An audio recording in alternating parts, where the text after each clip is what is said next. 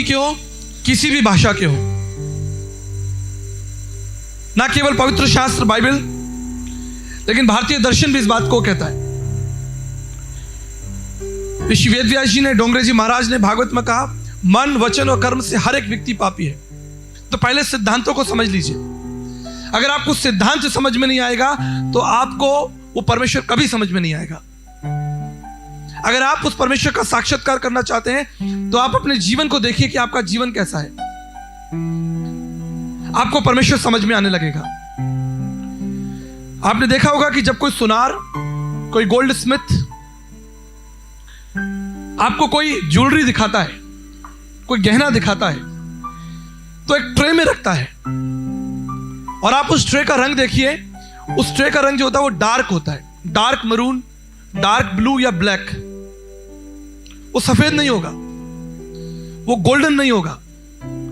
उसकी जो प्लेट होगी, उस डार्क रंग के प्लेट के अंदर वो माला को या जो भी चीजें हैं उसको दिखाएगा। उसके पीछे एक लक्ष्य कि अगर आप उस गहने की सुंदरता को देखना चाहते हैं तो जो उसकी बैकग्राउंड है वो डार्क होनी चाहिए, कंट्रास्ट। अगर आप उस परमेश्वर को जानना चाहते हैं तो पहले अपने आप को जानिए। मुझे इस बात को बताने की आवश्यकता नहीं कि आपने कोई पाप नहीं किया। आप अपने जीवन को बेहतर जानते हैं।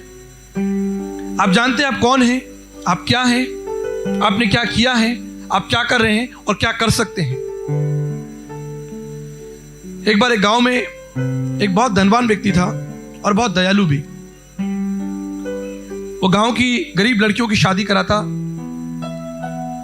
छोटे बच्चों को स्कूल में डालता, कमजोर विधवाओं की सहायता करता और पूरे गांव में लोग उसकी प्रशंसा करते। वो उस गांव का, उस स्थान का सबसे प्रसिद्ध व्यक्ति था।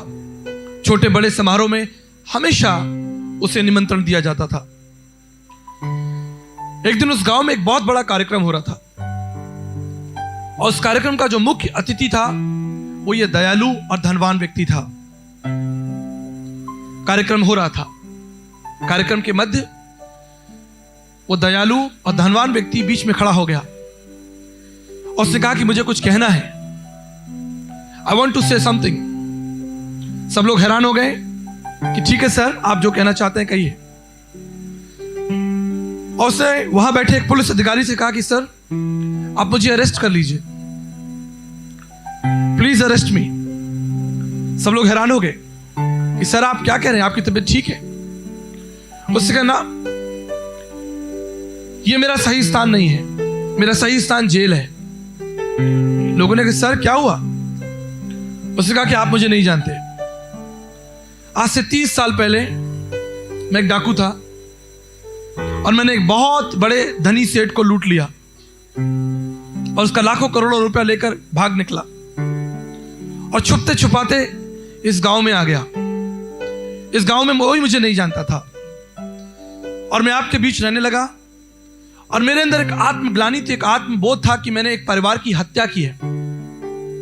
और इस आत्मग्लानि, इस आत्मबोध से बचने के लिए मैं दान पुण्य के कार्य करने लगा और धीरे धीरे मैं आप लोगों की सहायता, लेकिन वो बोझ, वो थकान आज तक मेरे हृदय पर है।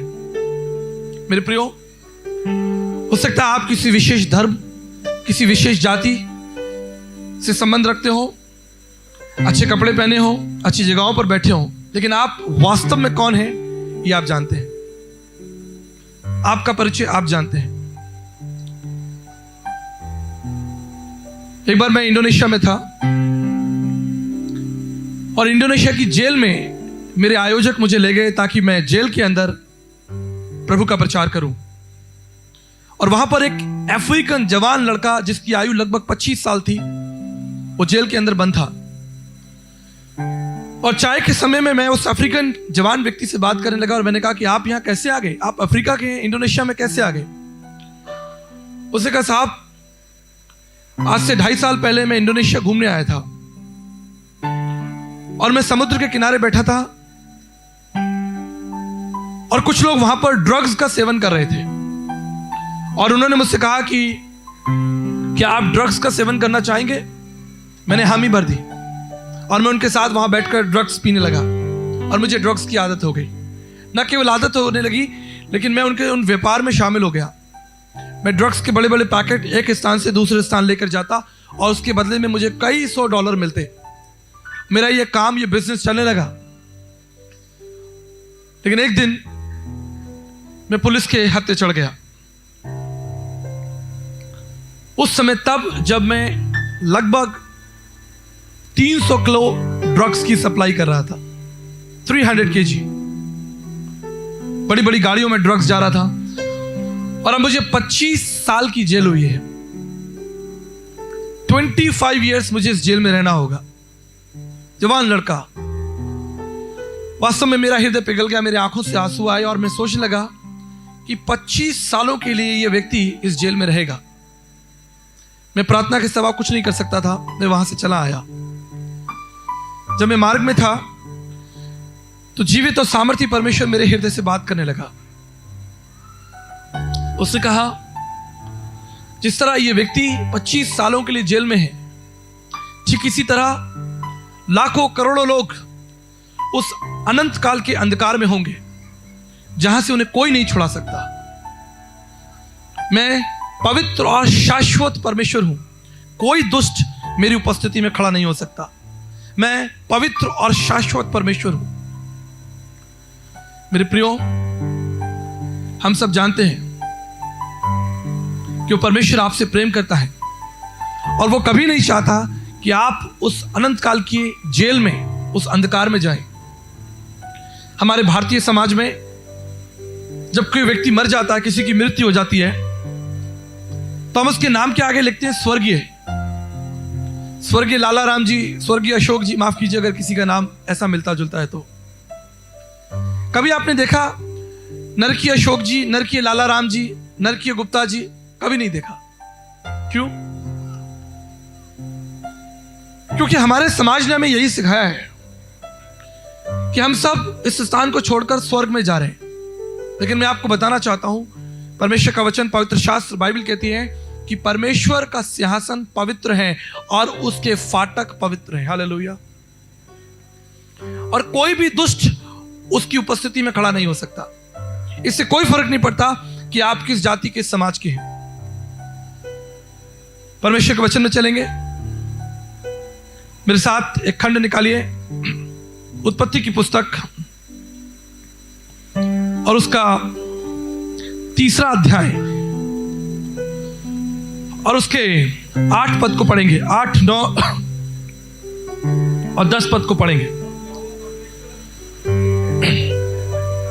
यहोवा परमेश्वर, पवित्र शास्त्र बाइबल कहती है, कोई संत, कोई महाराज, कोई गुरु, पीर, पैगंबर नहीं, कोई मनुष्य नहीं, कोई पंडित, मौलवी, कोई पादरी नहीं। यहोवा परमेश्वर, the God of heaven's and earth, जिस परमेश्वर ने संसार को बनाया है, वो अदन की वाटिका में आदम और हव्वा के साथ संगति कर। आगे पढ़िए।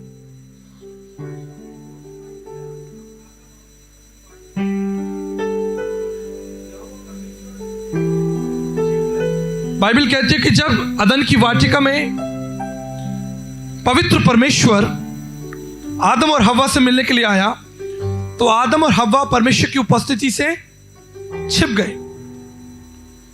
कल तक तो सब कुछ ठीक था। Thank you so much. कल तक तो सब कुछ ठीक था।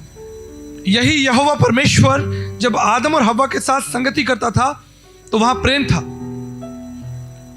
वहां प्रेम था, सद्भावना थी, शांति थी। लेकिन अब जब ये यहोवा परमेश्वर आदम और हव्वा से मिलने के लिए आया है, तो परमेश्वर की उपस्थिति से आदम और हव्वा छिप रहे हैं, डर रहे हैं। जब यहोवा परमेश्वर ने कहा कि तुम कहां हो, तो कहते हैं कि हम नंगे हैं।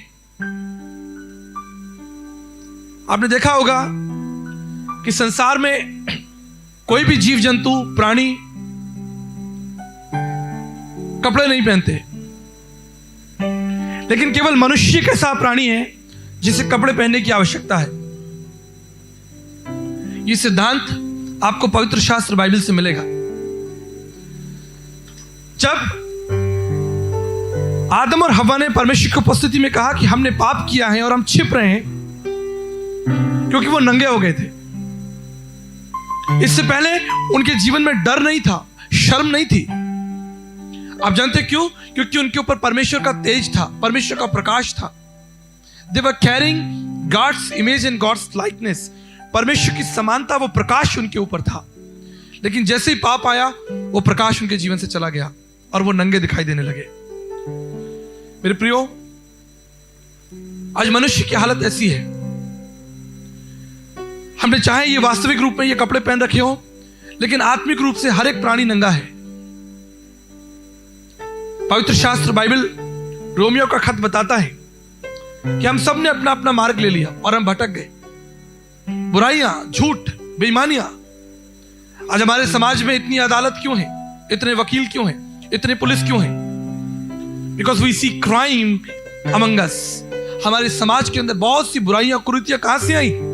इस पाप के द्वारा।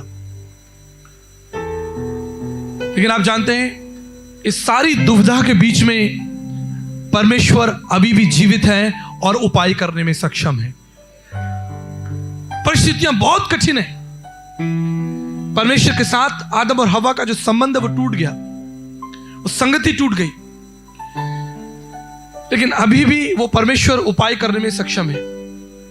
आप जानते हैं उसने क्या किया? उसने एक निष्कलंक मेमने का वध किया, जिसे महायज्ञ कहा जाता है, और जिसके प्रमाण हमें भारत के इतिहास में भी मिलते हैं। भारत के तमाम मंदिरों के अंदर और तमाम धर्म स्थलों के अंदर हजारों साल पहले बलियां हुआ करती थी और आज भी उसके प्रतिबिंब आपको दिखाई दे सकते हैं। परमेश्वर के लिए बलिदान, भेंट। और तब यहोवा परमेश्वर ने क्या किया? एक निष्कलंक मेमने का वध किया, यज्ञ किया, और उसकी खाल से आदम और हव्वा की नंगता को ढक दिया। आप जानते हैं ये सिद्धांत कितना प्राचीन है। उस परमेश्वर ने आदम और हव्वा की नंगता को ढका। भारतीय दर्शन शास्त्र कहता है, तद रक्तम परमात्मम पुण्यदान बल्यागरम सर्व पाप परिहरो रक्त प्रक्षणम आवश्यम। समस्त मानव जाति के पाप स्वयंभू सृष्टिकर्ता प्रजापति यगा यज्ञसम यगो यगा, केवल उस परमात्मा के यज्ञ के द्वारा ही समस्त मानव जाति के पाप धुल सकते हैं। दूसरा कोई तरीका नहीं है। मनुष्य की धार्मिक नंगता को केवल परमेश्वर ही ढक सकता है। इसलिए जब गायत्री मंत्र का उच्चारण किया जाता है, ओम भूर्भुवस्सुवः तत्सवितुर्वरेण्यं भर्गो देवस्य धीमहि धियो यो न प्रचोदयात्। हे प्रभु, आप वो प्रकाश दीजिए, आप वो प्रकाश दीजिए जिसके द्वारा मेरे पाप दूर हो जाए। आप सहायता कीजिए। परमेश्वर का वचन, पवित्र शास्त्र बताता है, उत्पत्ति की पुस्तक में, जब अब्राहम अपने पुत्र को लेकर बलिदान करने के लिए निकले थे और अपने पुत्र को जब उन्होंने उस यज्ञ स्थान पर लिटा दिया और वो पुत्र अपने पिता से पूछ रहा है कि हमारे पास आग है, लकड़ी है, तलवार है, लेकिन हमारे पास वो यज्ञ का मेमना कहां है? तो आप जानते हैं अब्राहम ने क्या कहा? यहोवा परमेश्वर उसका उपाय करेगा। उस बलिदान का उपाय यहोवा करेगा, कोई नहीं कर सकता। संत तुलसीदास जी ने कहा, जाऊं कहां तज चरण तुम्हारे, काको नाम पतित पावन कहियति दीन प्यारे, देव दनुज मुनि नाग मनुज सब माया विवश विचारे। हे प्रभु, मैं आपको छोड़कर कहां जाऊं, क्योंकि देवता, संत, सन्यासी, पीर, पैगंबर सब पाप के अधीन है। जाऊं कहां तज चरण तुम्हारे, काको नाम पतित पावन कहियति दीन प्यारे, देव दनुज मुनि नाग मनुज सब माया विवश विचारे। कोई मनुष्य आपके लिए उपाय नहीं कर सकता, वो उपाय केवल परमेश्वर के हाथों में है। मेरे प्रियो, आज की शाम जब आप इस स्थान पर बैठे हैं, मैं चाहता हूं कि आप कल्पना कीजिए, सोचिए उस परमेश्वर के बारे में। सोचिए कि वो परमेश्वर आपके जीवन से क्या चाहता है। सोचिए कि क्या आप उस परमेश्वर की उपस्थिति में कभी खड़े हो पाएंगे? क्या आप उस परमेश्वर को जान पाएंगे? पवित्र शास्त्र बाइबल लूका उसका 19 अध्याय और उसके अगर हम 10 पद को देखें, जहां पर प्रभु यीशु जक्कई के घर गए हैं और जक्कई जो एक व्यक्ति है वो दुष्ट व्यक्ति है, वो एक पापी व्यक्ति है, बेईमान व्यक्ति है, वो गरीबों का शोषण करता है, वो गलत तरीके से टैक्स वसूलता है, एक पापी व्यक्ति है। और एक दिन वो चाहता है कि वो यीशु मसीह को देखे और वो यीशु मसीह की प्रतीक्षा करता है एक पेड़ के ऊपर चढ़कर। और उस मार्ग से प्रभु यीशु मसीह निकलते हैं और वो देखते हैं कि पेड़ के ऊपर एक व्यक्ति जिसका नाम जक्कई है वो पेड़ पर बैठा है, क्योंकि प्रभु सर्वज्ञानी है, उसका नाम जानते हैं। प्रभु यीशु मसीह उस पेड़ के नीचे रुके और उन्होंने जक्कई से कहा कि जक्कई उतरो और आज मैं तुम्हारे घर जाऊंगा। आप जानते हैं लोगों ने क्या कहा? पढ़िए, जब यीशु मसीह ने कहा कि जक्कई मैं आज तुम्हारे घर जाऊंगा, तो लोगों ने क्या कहा उस जक्कई के बारे में?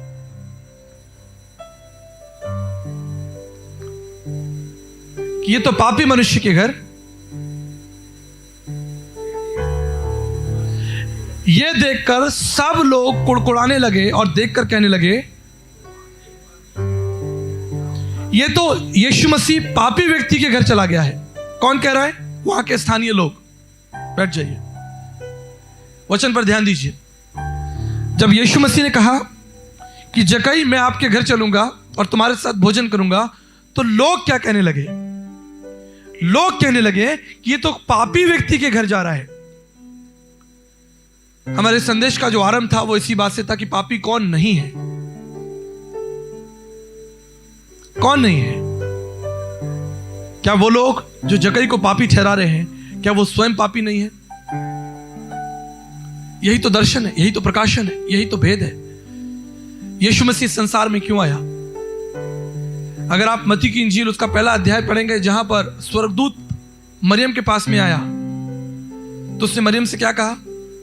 उसने कहा तू एक पुत्र जनेगी और प्रभुता उसके कांधे पर होगी और वो अपने लोगों का उनके पापों से उद्धार करेगा। यीशु मसीह कौन है? यीशु मसीह ईसाइयों का परमेश्वर है। ईसाइयों ने ठेकेदारी कर ली है क्या? अंग्रेजों ने ठेकेदारी कर ली ईसा मसीह की। आप जानते हैं कि इससे पहले थोमा भारत में आए। हम सब जानते हैं कि प्रभु यीशु मसीह ने अपने शिष्य थोमा को भारत में भेजा ताकि भारत के लोगों को यीशु मसीह का सुसमाचार सुना सके।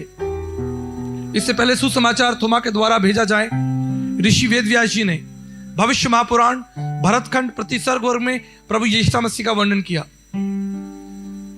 भविष्य महापुराण प्रतिसर्ग वर्ग भरतखंड में लिखा है, ऋषि वेदव्यास जी ने कहा, वो कहते हैं कि हमारे बीच वो निष्कलंक परमेश्वर उतरेगा, स्वयंभू सृष्टिकर्ता, जो सृष्टिकर्ता परमेश्वर वो हमारे बीच में उतरेगा और उसका नाम होगा ईसा मसीहा इतिच मम नाम प्रतिष्ठितम स्वयत्वस्कत्रम ईश पुत्रम क्वारी गर्भ संभवम ईसा मसीह इतिच मम नाम प्रतिष्ठितम। भारतीय पुराणों में सुनहरे अक्षरों से लिखा हुआ है।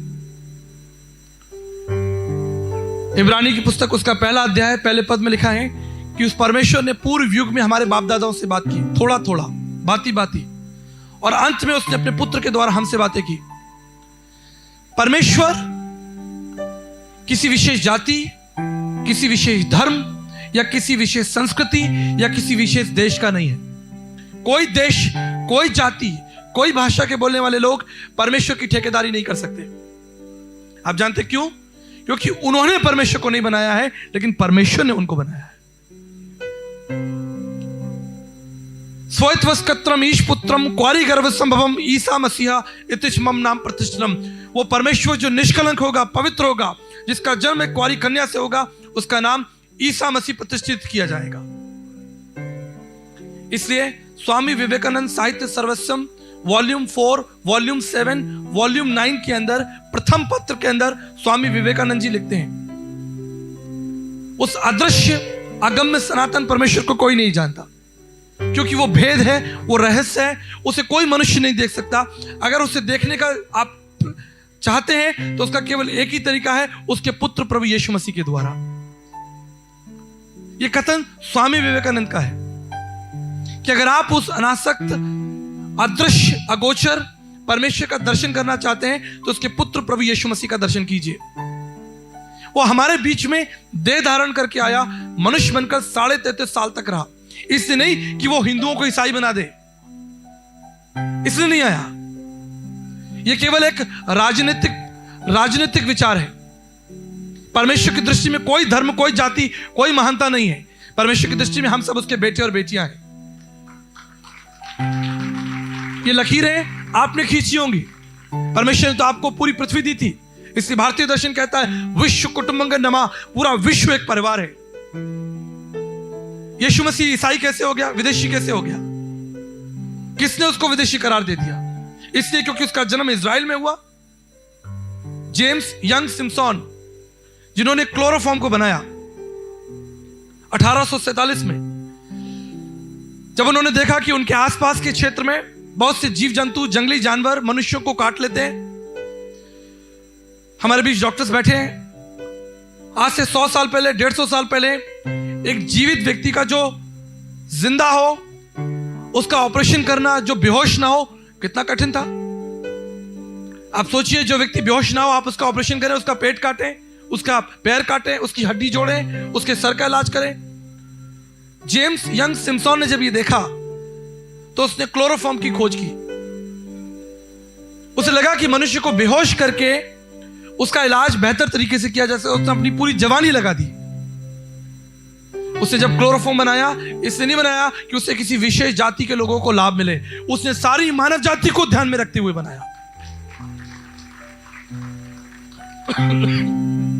थॉमस एडिसन, आप विदेशी कहते हैं, आप ये कहते हैं, वो कहते हैं। आपको 100 बार नमस्कार करना चाहिए कि आप प्रकाश में बैठे, क्योंकि एक विदेशी व्यक्ति, जिसे आप विदेशी कहते हैं, उसने ये रोशनी बनाई। थॉमस एडिसन ने बल्ब बनाया। जिस जहाज में बैठकर आप यात्रा करते हैं, राइट ब्रदर्स 2 भाई थे, उन्होंने जहाज बनाया, और तमाम ऐसी इन्वेंशन। इसलिए भारतीय दर्शन के जानकारों ने कहा है, जो भारतीय दर्शन से प्रेम रखते हैं, जो हिंदुस्तान से प्रेम रखते हैं, वो कहते हैं विश्व कुटुंब के नमा। ये पूरा विश्व जो है एक परिवार है, एक परिवार है। और यीशु मसीह अपने परिवार में आया। परमेश्वर का वचन कहता है वो अपने लोगों के लिए आया, अपने परिवार में आया। क्यों आया पढ़ देंगे। जब वो जक्कई के घर आया, अंतिम में प्रभु ने क्या कहा कि मनुष्य का पुत्र खोए हुओं को ढूंढने के लिए, और उनका क्या लिखा है, पढ़ दीजिए। क्योंकि मनुष्य का पुत्र अर्थात प्रभु यीशु मसीह खोए हुओं को ढूंढने, उनका उद्धार करने के लिए आया है। और उद्धार होगा कैसे, इसके लिए मैं आपको एक कहानी समझाता हूं, समझ लीजिए। मेरी आयु लगभग 8-10 साल रही होगी। मैं अपने मित्र से खिलौना ले आया मांग के, रिमोट कंट्रोल की कार। पहले छोटे बच्चे जो हम लोग, अगर जो लोग मेरी एज के हो जानते होंगे, पहले रिमोट कंट्रोल की कार चलती थी, आज भी चलती है। तो मैंने अपने मित्र से वायदा किया कि मैं ये कार आपको, ये खिलौना कल वापस कर दूंगा। और मैं बड़ा खुशी खुशी उस खिलौने को, रिमोट कंट्रोल कार को अपने घर लाया। और जब मैं अपने घर में खेल रहा था तो सीढ़ियों से वो गाड़ी गिर गई और टूट गई, उसके 2 टुकड़े हो गए। मैं बड़ा डर गया कि कल अपने मित्र को मैं ये खिलौना कैसे वापस करूंगा। सारी दोपहर, सारी शाम मेरे अंदर एक डर, एक भय छा गया। मैं अपनी मां को तो बता ही नहीं सकता था, क्योंकि वो बहुत मारती थी। अब मैं क्या करूं? अगर मैं अपनी मां से बोलूंगा तो मुझे मार पड़ेगी। पिताजी है नहीं, अभी ऑफिस गए हुए हैं। धीरे धीरे शाम हो गई और लगभग 9 बजे का समय था। मेरे पिताजी रेलवे में काम करते हैं। जब वो वापस आए, खाना खाने बैठ ही रहे थे, उन्होंने मुझे देखा कि मैं घर के कोने में बैठकर रो रहा हूं। वो खाना छोड़कर मेरे पास में आए। उन्होंने कहा कि क्या हुआ? मैंने वो टूटा हुआ खिलौना अपने पिताजी के सामने रख दिया। मैंने कहा पिताजी, मैं ये खिलौना लाया था, ये टूट गया है। और कल मैं अपने मित्र को कैसे वापस करूंगा। मेरे पिताजी थके हुए थे, सुबह से ऑफिस गए हुए थे, खाना सामने रखा था। उन्होंने कहा तैयार हो जाओ। उन्होंने मुझे अपनी साइकिल पर बैठाया और बाजार ले गए। एक दुकान पर हम पहुंचे, उन्होंने इस टूटे हुए खिलौने को दिखाया और दुकानदार से पूछा क्या आपके पास ऐसा खिलौना है? दुकानदार ने कहा जी है। तो मेरे पिताजी ने कहा कि 2 खिलौने दे दो ऐसे। मैं अपने पिताजी की तरफ देखने लगा कि मुझे तो एक ही चाहिए था, मेरे कर्जे के लिए, मेरा कर्जा चुकाया जाए। लेकिन मेरे पिताजी सही थे, उन्होंने 2 खिलौने खरीदे, एक मेरे कर्जे के लिए, एक मेरे आनंद के लिए। याद रखिएगा, आपके जीवन का उपाय आपके पिता के हाथों में है, जिसने आपको जीवन दिया है। ऐसी एक कहावत है या कहा जाता है कि मां बच्चे को 9 महीने पेट में रखती है, लेकिन पिता जीवन भर उसे अपने दिमाग में रखता है, जीवन भर उसके बारे में सोचता रहता है। ऐसा कह के मैं माओ के प्रेम को कम नहीं करना चाहता, लेकिन मैं आपको बताना चाहता हूं कि पिता का प्रेम अपने बच्चों के प्रति, अपने परिवार के प्रति कितना गहरा होता है। वो संघर्ष करते हैं, समाज में जाते हैं, तमाम प्रकार की समस्याओं को झेलते हैं, दुख उठाते, कष्ट उठाते, भूखे रहते, काम करते ताकि अपने परिवार का पेट भर सके। उपाय पिता के हाथों में है। मेरे प्रियो, किसी तरह हमारा एक स्वर्गीय पिता है। जब उसने सारी मानव जाति को अंधकार में बैठे देखा, सारी मानव जाति को, चाहे वो भारतीय हो, चाहे वो रशियन हो, चाहे अफ्रीकन हो, चाहे चाइनीज हो, सारी मानव जाति को उसने देखा कि हम सब अंधकार में भटक रहे हैं। वो ज्योति बनकर हमारे बीच में आया, स्वर्ग के सिंहासन को छोड़ा, उतर आया और हमारे बीच मनुष्य बनकर रहा और भविष्यवाणी पूरी हुई। मत्ती 5:17 वह लिखा है कि देखो मैं भविष्यवाणियों को नष्ट करने नहीं, लेकिन उन्हें पूरा करने के लिए आया हूं। भारतीय संतों ने भविष्यवाणी की थी, स्वैत्वस्कत्रम ईशपुत्रम क्वारी गर्भ संभवम ईसा मसीहा इतिच मम नाम प्रतिष्ठनम। हमारे अंधकार को दूर करने के लिए स्वयंभू सृष्टिकर्ता प्रजापत यगा यज्ञसम यगो यगा तद्रक्त्रम परमात्मम पुण्यदान मलयागनम सर्व पाप परिहरो रक्त प्रक्षणम आवश्यम। समस्त मानव जाति के उद्धार के लिए स्वयंभू सृष्टिकर्ता इस संसार में प्रकट होगा। वो हमारे लिए उपाय निकालेगा, वो हमारा दान देगा। तद्रक्त्रम परमात्मम, परमेश्वर का रक्त हमारे लिए बहाया जाएगा, जिसके द्वारा समस्त मानव जाति का छुटकारा है। किसी जीव जंतु का नहीं, लेकिन परमेश्वर का लहू। स्वयंभू सृष्टिकर्ता प्रजापति यगा यज्ञसम, उस यज्ञ को स्वयं परमेश्वर को करना होगा। और आप जानते हैं, प्रभु यीशु मसीह संसार में आया, 33.5 साल तक मनुष्य बनकर हमारे बीच रहा और अंततः उस यज्ञ के लिए तैयार किया गया। प्रभु यीशु मसीह की मृत्यु कोई दुर्घटना नहीं थी, लेकिन सुनियोजित योजना थी। वो जानता था कि वो संसार में क्यों आ रहा है, उसे मालूम था कि उस संसार में क्या करना है। हमारे बीच रहा। कितना कठिन था उसके लिए। पवित्र परमेश्वर है, कोई भी दुष्ट उसके सामने खड़ा नहीं हो सकता, लेकिन यहां पर हजारों करोड़ों दुष्टों के बीच में उसे उतरना पड़ा। कितना कठिन था, उसे रहना पड़ा।